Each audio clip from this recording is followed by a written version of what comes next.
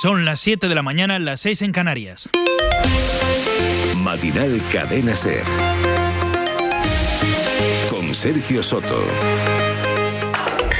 ¿Qué tal? Buenos días. Empezamos un domingo que arrastra, que viene todavía marcado por el plan con el que el gobierno pretende cambiar la dirección que marcaban todos los acontecimientos. Un plan para hacer frente a la crisis económica y de suministros que amenaza al conjunto de la economía mundial, no solo a la española. Y un plan para intentar girar el relato, para fijar a este gobierno en la izquierda, en la retórica de la defensa de los vulnerables frente a los poderosos que se enriquecen con productos fundamentales para una vida normal. 9.000 millones, un cheque de ayuda para las familias con menos recursos y el compromiso de implantar el año que viene un impuesto a los beneficios de las empresas energéticas. Un reparto justo, aseguraba el presidente del gobierno, Pedro Sánchez. Vamos a hacer un reparto justo de las cargas. Y quienes se están beneficiando de manera extraordinaria, como consecuencia del alza de los precios, pues paguen más, contribuyan más para poder financiar todo este inmenso esfuerzo para proteger a la clase media trabajadora de nuestro país. Este es un gobierno molesto para determinados intereses económicos, pero ya les digo, a esos intereses que desde luego no nos van a quebrar. Enseguida vamos a repasar las medidas, aunque sobre todo vamos a echar cuentas para que sepan cómo les pueden afectar. Pero estamos también pendientes del deporte porque mañana empieza el mejor torneo de tenis sobre hierba del mundo. Rodrigo González, buenos días. Buenos días, queda solo un día para que comience Wimbledon. Mañana se jugará la primera ronda en la que debutará Carlos Alcaraz ante el alemán Struff y el martes le tocará el turno a Rafa Nadal después de ganar su 14º Roland Garros y tratarse sus dolencias en el pie. El de Manacor jugará su primer partido ante Cerúndolo. En la previa habló Nadal y dijo que si está ahí es porque las cosas van bien, que puede andar y que no tiene el dolor que tenía antes que le impedía hacer su vida normal. Y después de la ola de calor más temprana de los últimos 40 años y de una tregua, hoy vuelven las lluvias, aunque no van a ser muy fuertes. Vuelven en el norte, con tormentas en Castilla y León y Euskadi y cielos despejados en el resto del país.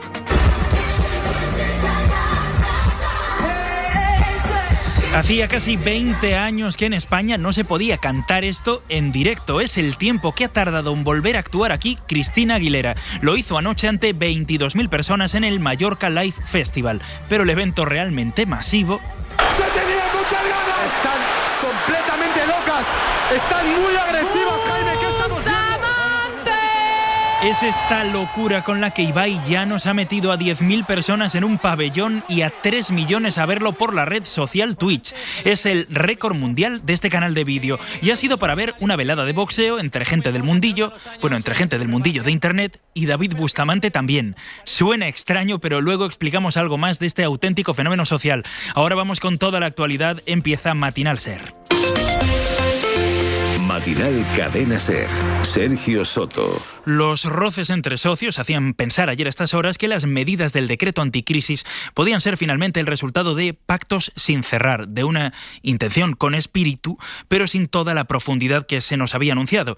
Sin embargo, la realidad es que hoy buena parte de los analistas de distinto signo, además, reconocen que hay un cambio con impacto sobre la economía y sobre el discurso, sean estos cuales sean. Vamos a ir desgranando esos 9.000 millones y empezamos por una de las medidas fundamentales del gobierno, ese cheque para ayudar a quienes menos tienen a sobrevivir a la inflación disparada. Jefe de Economía de la SER, Javier Ruiz, buenos días. Buenos días. La medida central es efectivamente ese cheque de 200 euros para familias con ingresos inferiores a 14.000 euros al año. También se van a beneficiar de él parados y autónomos con caídas de ingresos. No se ha de justificar todavía cuánto, pero esos son los colectivos integrados. Va a ser un cheque que se va a pagar de una sola vez y que va a poder solicitarse a partir del mes de julio. Además, aumentan las pensiones no contributivas, un aumento de 60 euros al mes. Eso significa 370 euros en total de aquí a fin de año. Y se mantiene el aumento del 15% para quienes ya recibían el ingreso mínimo vital. Así que en total, cheque, pensiones e ingreso mínimo vital son ayudas a las rentas que han de beneficiar, dice el gobierno, a 4 millones de personas. Bueno, además de las ayudas directas que incluyen una subida del 15% de las pensiones no contributivas y del ingreso mínimo vital, la intervención para hacer posible, por ejemplo, que no nos cueste tanto dinero ir a trabajar. El gobierno baja un 50% el abono transporte, el que depende directamente de él, los trenes de Renfe o los autobuses del Estado. Pero hay más que explicar, Javier. Se rebaja un 50% el abono del Estado, efectivamente. El abono Renfe, fundamentalmente de cercanías, media distancia, distancia y avant. Pero ojo, porque no se hace ya. Ese descuento se aplica después del verano, a partir del 1 de septiembre y hasta el 31 de diciembre. Así que los abonos en verano se pagan íntegros. Eso en el servicio estatal. En el otro servicio, el que conocemos como abono transporte, el de autonomías y ayuntamientos, las normas también entran a partir del 1 de septiembre. Y aquí el Gobierno pone un 30%. Para que los abonos de transporte de autonomías y ayuntamientos bajen al menos eso, un 30%. Y se abre la puerta para que las autonomías aporten más y rebajen más, para que la rebaja llegue al 50%. Eso depende de la voluntad de las autonomías. Ojo, el Estado aporta 221 millones para esa medida y autonomías y ayuntamientos pueden o tienen que complementarlo, solo si se comprometen a rebajar ese abono transportes. En Madrid, eso significa que un bono pasaría de 29 a 14, en Cataluña de 24 a 12, en Sevilla de 34,7 a 17,35 euros. Si alguien ha comprado el abono transporte anual, se va a habilitar un mecanismo para que se le devuelva al menos el 30% de esos 4 meses que está en vigor. El Gobierno justifica dejar pasar el verano, no aplicarlo ya, en la necesidad de realizar ajustes técnicos, dice, para cuadrar los mecanismos de precio. Y un asunto que dividía a los partidos de coalición, pero que parece que ha cristalizado. Por entender de qué hablamos. Las empresas energéticas más importantes de España, petroleras y eléctricas, multiplicaron por 4 sus beneficios del año pasado. Esto en una crisis que se ha amplificado con la guerra. Así que habrá para ellas un impuesto a partir del año que viene, pero que tendrá en cuenta lo que están ganando ahora. Sí, el Gobierno crea un nuevo impuesto y, según explica Hacienda, se va a gravar a todas las energéticas, efectivamente petroleras y también eléctricas. Todas ellas van a pagar un gravamen sobre lo que están cobrando de más en este año 2022. El impuesto entra en vigor el 1 de enero de 2023. Se devenga, se paga, por tanto, en ese año, en 2023. Pero está referido a los ingresos de este año 2022, explica el Ministerio de Hacienda. Así que eléctricas y petroleras van a tener que pagar. De momento no hay una estimación de cuánto. Los cálculos con otras fórmulas hablaban de hasta 2.000 millones de euros. Ahora mismo el Ejecutivo dice todavía no tiene una estimación real.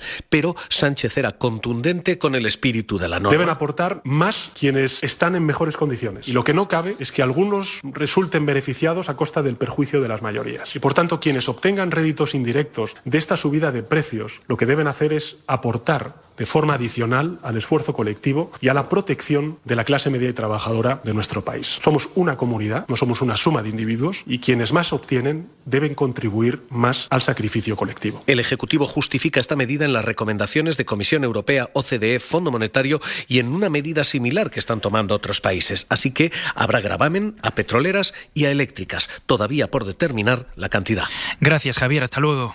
Hasta luego, buenos días. Después está la valoración de los agentes sociales. Los sindicatos piden algo más y algunos economistas celebran la ambición de este paquete de medidas. Javier Líbana. Más medidas fiscales es lo que ha pedido Comisiones Obreras a través de un comunicado en el que también ha valorado la sensibilidad social del Gobierno. Lo mismo que ha hecho la Unión de Profesionales y Trabajadores Autónomos, que las ha considerado necesarias pero insuficientes. Eduardo Abad, presidente de UPTA, en declaraciones a la SER. Que podamos deducirnos los gastos de manutención dentro de los gastos de difícil justificación. Que podamos deducirnos los gastos derivados de la actividad económica en nuestro domicilio cuando coincide el domicilio fiscal y el domicilio particular. Y también, lógicamente, deducirnos el 100% de los gastos derivados de la digitalización. Medidas escasas también para la patronal catalana Foment del Treball, que ha explicado que no van a servir para aquellas empresas que padecen fuertes incrementos de costes. Mientras, UGT ha expresado que el Estado debe poner los recursos al servicio de los más débiles y economistas frente a la crisis ha valorado positivamente las medidas. José Moisés Martín es economista y consultor. Algunas de las medidas suenan muy ambiciosas, pero en principio van en la buena dirección. Lo que se estaba planteando del cheque para las familias más vulnerables, pues probablemente sea un avance en la materia de protección frente a esta subida de precios, ¿no? Otras medidas, como puede ser la bajada del IVA, lo notaremos muy a corto plazo, pero lo que hemos visto es que a largo plazo el mercado las absorberá, ¿no? Respecto a la reducción del IVA de la luz del 10 al 5%, el Sindicato de Técnicos del Ministerio de Hacienda, Gesta, ha estimado que esto le costará al Estado unos 900 millones de euros y ha calificado de medida eficaz el futuro impuesto que gravará los beneficios extraordinarios de las eléctricas. Además del impacto social, el fundamental de un paquete de medidas como este, no se puede ignorar el político. El decreto llega solo una semana después de las elecciones en Andalucía y el tono del presidente Sánchez, que advierte dice que será molesto para determinados intereses económicos, que se aproxima a la clase media. Bueno, ese tono marca con fuerza el perfil. Guillermo Lerma, buenos días.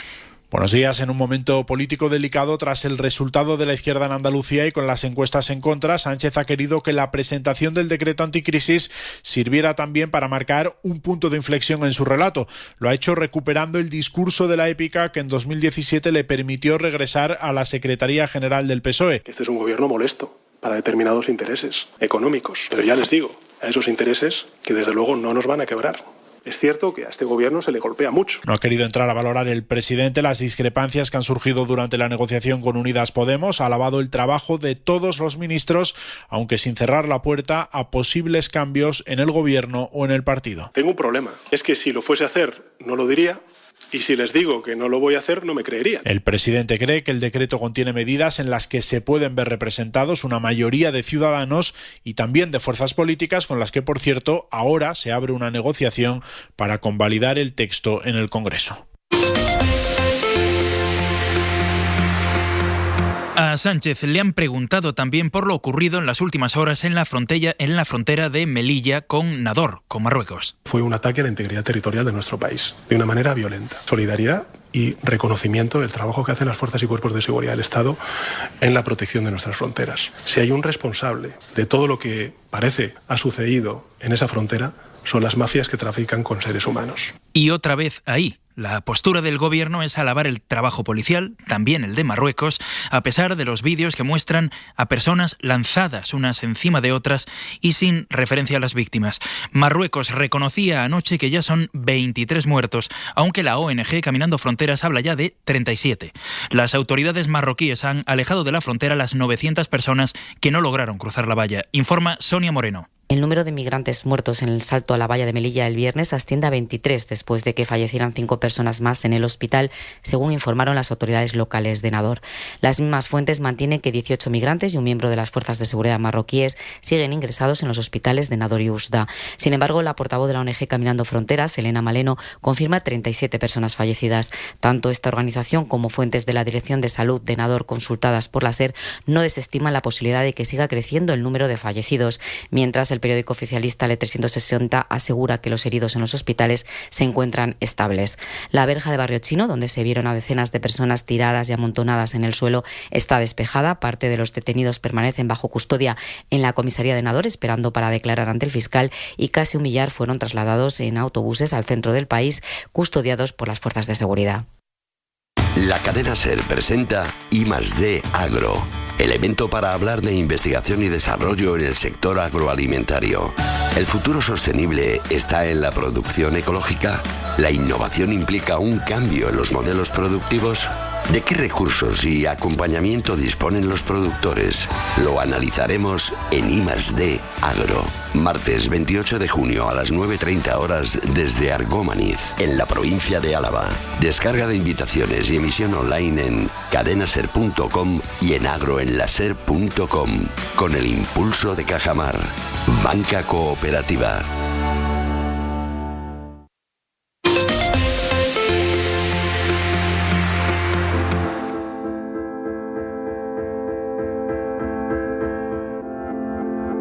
Me obligó a mantener relaciones sexuales con él, porque si no, él iba a mandarle a todo el mundo esa foto. Es algo que te marca de por vida, que te hace desconfiar en todas tus futuras relaciones. Olvido Hormigos, la concejal del Ayuntamiento de Los Llévenes en Toledo, más conocida por protagonizar en las últimas horas un vídeo erótico. No le mando fotos hacia nadie porque no sé, no me siento cómoda. Me ha hecho cambiar la manera de relacionarme con la gente, obviamente. Esta es la última fotografía robada de la actriz Scarlett Johansson. Había pedido la dimisión por todas las críticas que estaba recibiendo sin pensar que yo haya hecho nada malo. Y mis padres tuvieron que venir al colegio y hablar del tema, que para mí fue uno de los momentos más duros de mi vida, porque a raíz de esto yo desarrollo un trastorno alimenticio. ¿Sientes vergüenza de que pueden empezar tus padres? Perdona, Pepe, ¿qué haces con esas barras?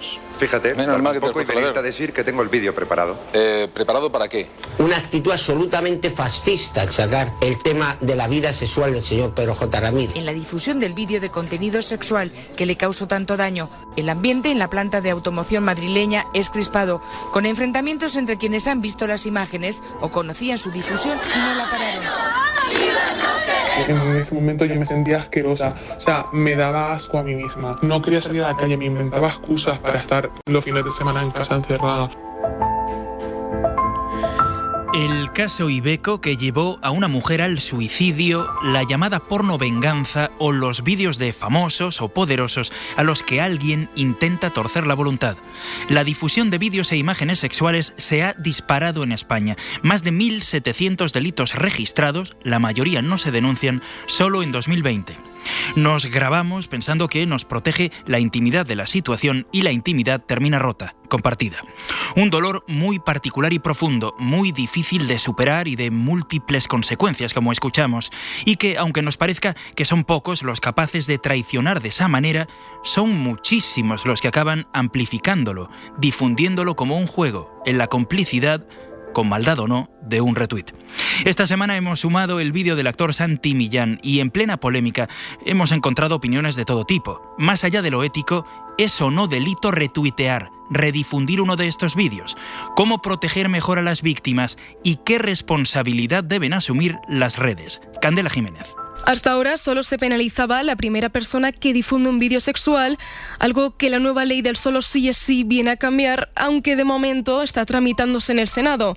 Aunque hay una opción. Borja Tsuara es experto en derecho digital. No obstante, actualmente también se pueden perseguir las redifusiones de los vídeos a través de los delitos contra la integridad moral, porque no olvidemos que el delito no es solo la redifusión de las imágenes, sino que estas suelen ir acompañadas de expresiones vejatorias para la víctima. Los menores están protegidos en cualquier caso, aunque las víctimas no están lo suficientemente protegidas. Susana Gilbert es fiscal de Valencia. Cuando llega la protección del derecho penal, las medidas cautelares, el derecho penal es muy garantista, la víctima ya se ha visto expuesta a una redifusión muchísimo más rápida. El derecho, tal conforme lo tenemos concebido, es muchísimo más lento que la realidad, ¿no? Y sobre todo la realidad de las leyes. Los expertos insisten en que las propias redes sociales tienen mecanismos para evitarlo. Bueno, no se trata únicamente, o no debería, de la ley, de que encontremos el límite solo en el castigo. Silvia Semencín, socióloga, investigadora de la Universidad de Ámsterdam, especializada además en pornovenganza. ¿Qué tal? Buenos días. Hola, buenos días, Sergio. ¿Qué tal? Silvia, ¿qué nos pasa? ¿Qué nos lleva a redifundir el vídeo de otras personas, aunque sepamos que si fuera algo que nos pasara a nosotros, se nos caería el mundo encima? ¿Cómo explicamos esta tendencia masiva en redes? Pues mira, hay varias respuestas dependiendo siempre de quién sea la víctima, digamos, ¿no? Existen casos como el reciente caso de Santi Millán, que ha sido muy hablado, en que el tema obviamente es que se trate de una persona famosa. Entonces nos gusta o nos interesa mucho meternos en la vida íntima y sexual de una persona que conocemos porque es famosa y porque el sexo al final sigue haciendo escándalo, ¿no? Creando escándalo. Es verdad que luego cuando no se trata de personas famosas, que es en la mayoría de los casos, existe también un patrón que es el patrón del género, del poder. El 90% de las víctimas normalmente son mujeres, entonces hay que distinguir, yo creo, también entre el tema de una persona que ya se conoce muy bien y luego un tema de cuando el sexo se vuelve ya un chantaje para amenazar, para callar, para controlar a alguien, ¿no? Entonces, dependiendo de quién hablamos, de todas formas, yo creo que el patrón común siempre llega a ser el sexo como gran tabú y gran escándalo, uno que crea este interés, esta morbosidad. Machismo y puro morbo, entonces, ¿no? Quería preguntarte desde dos ángulos distintos. Primero, si esto de filtrar vídeos, de jugar así con la intimidad de los demás, es algo generacional, es decir, si cambia con la edad. Pues en realidad no tanto, es decir, en realidad las personas jóvenes son las personas que luego están más expuestas también a este tipo de violencia. Es decir, que entre los adolescentes y los menores de edad esto sigue siendo un problema muy grande porque al final se trata sobre todo de un problema cultural. Entonces, si nosotros exponemos las personas a las herramientas digitales sin enseñarle cómo utilizarlas y sin darle educación sexual en este caso, obviamente el problema se seguirá reproduciendo y se volverá masivo como es en este caso. Luego existen ejemplos de personas adultas que también se vuelven víctimas de este tipo de fenómeno, ¿no? Entonces, en realidad, todos podemos ser víctimas, todos y todas podemos ser víctimas y todos podemos ser también carnéfices en este caso, porque muchas veces no sabemos qué es violencia. Decimos, bueno, vamos a ver este vídeo, lo descargo, lo comparto, me río, y no veo la violencia que hay detrás de este gesto, no me doy cuenta que puedo hacer mucho daño a una persona. Eso es lo que falta, yo creo, la educación, el acompañamiento a la herramienta. Y por otro lado, ¿es algo más propio de esta época? ¿Lo hacemos más ahora de lo que se hacía antes? ¿Perdemos con más facilidad esa frontera de lo íntimo? ¿O simplemente es una cuestión de herramientas, que ahora tenemos más herramientas y lo difundimos más? Yo creo que es más lo segundo, es decir, si reconocemos que esto es violencia, la violencia no nace con Internet. Internet lo que hace es amplificar, masificar, ¿no?, la violencia y llevarla al extremo. Entonces, el caso del porno vengativo, si lo queremos llamar así, ¿no?, la difusión sin consentimiento de imágenes íntimas, podía existir antes de Internet de otra forma. Se podían pegar las fotos a las paredes, se podían enviar a la madre, ¿no?, las fotos de la chica y tal. Ahora se publican en Internet. Entonces, muchísimas más personas las pueden ver. De hecho, muchas veces estas imágenes pueden terminar incluso en plataformas pornográficas, y esto nos lleva incluso a no saber distinguir entre lo que es un material pornográfico y lo que es un material que realmente es violento. Entonces, lo que hace Internet en ese sentido es agravar un problema que ya existía. Estamos hablando mucho de una ola reaccionaria que está cambiando cosas reales, el aborto en Estados Unidos estos días, por ejemplo. Así que supongo que eso lo hace más difícil, pero ¿necesitamos una educación sexual propia de Internet? ¿Está Internet cambiando demasiado nuestra relación con el sexo? Yo creo que de alguna forma sí, en el sentido de que Internet lo que hace es acercarnos a más información que antes quizás no podíamos acceder.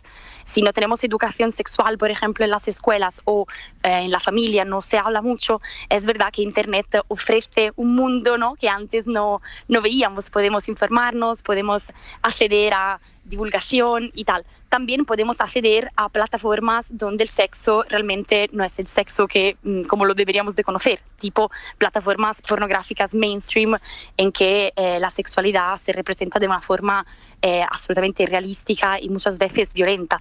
Es por eso que Internet puede ser una herramienta buena, pero si la acompañamos por la educación, como decía antes. Silvia Semencín, socióloga, experta en pornovenganza, muchas gracias por atendernos. Buenos días. Gracias. Hasta luego.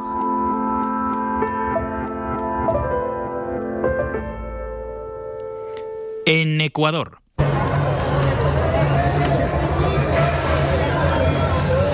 Siguen las protestas. El presidente Guillermo Lasso ha anunciado esta noche que deroga el estado de excepción que había decretado en diferentes provincias del país. Lasso no ha ido a la asamblea donde hoy se debate sobre su posible destitución y la oposición lo ha considerado una burla. Los números en principio no dan para echarle, pero los parlamentarios tienen ahora un plazo de 72 horas para votar. Y en Kiev, en Ucrania,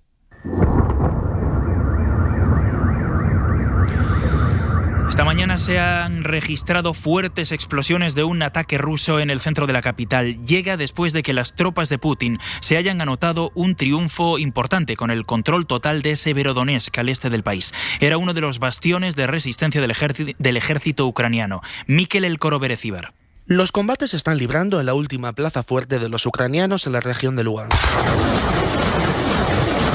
En Lysychansk, una ciudad que está al lado de Severodonetsk, donde se han concentrado intensas batallas en las últimas semanas y que está ya bajo el control de Moscú. Si los rusos se hacen con Lysychansk, toda la región de Lugansk estará en manos del Kremlin. Según Kiev, el ejército ucraniano ha logrado desgastar al ejército ruso en su resistencia en las regiones de Lugansk y Donetsk, pero el Kremlin ha lanzado hoy desde Bielorrusia 12 misiles al norte de Ucrania. En Matinal, los deportes.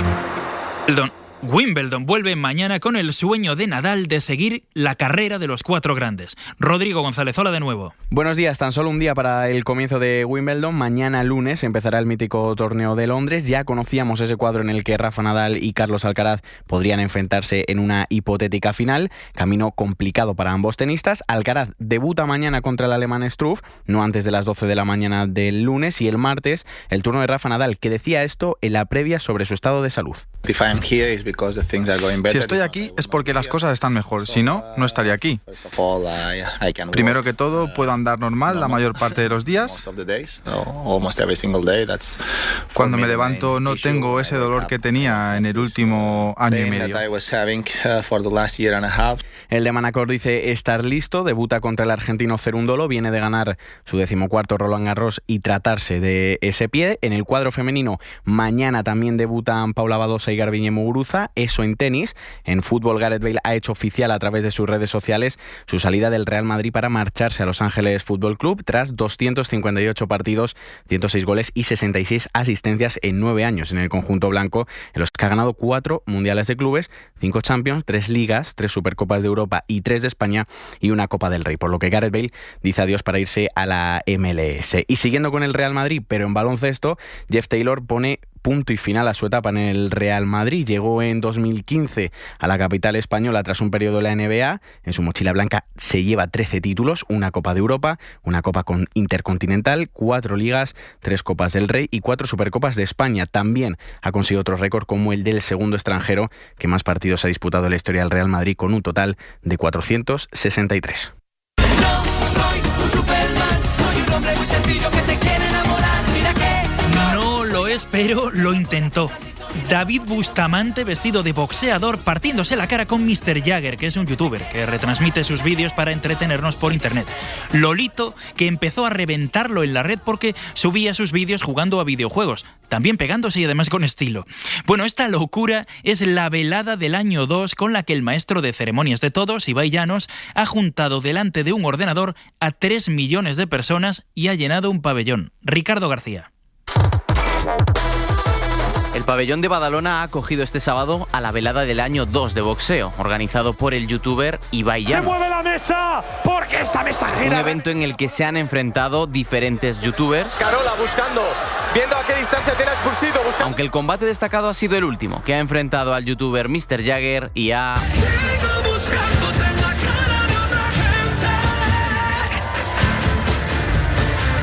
David Bustamante contra Mr. Jagger. Es el mejor día de toda mi vida. Aunque no ha habido suerte para el ex concursante de Operación Triunfo, va a ser el mejor combate de toda la noche. También ha contado con la presencia del Rubius y con actuaciones de artistas como el Duki, Nicky Nicole o el productor Bizarrap. Yo pienso en los momentos que no supimos amar. Tírame una llamada, como que no pasa nada. Si sabes muy bien.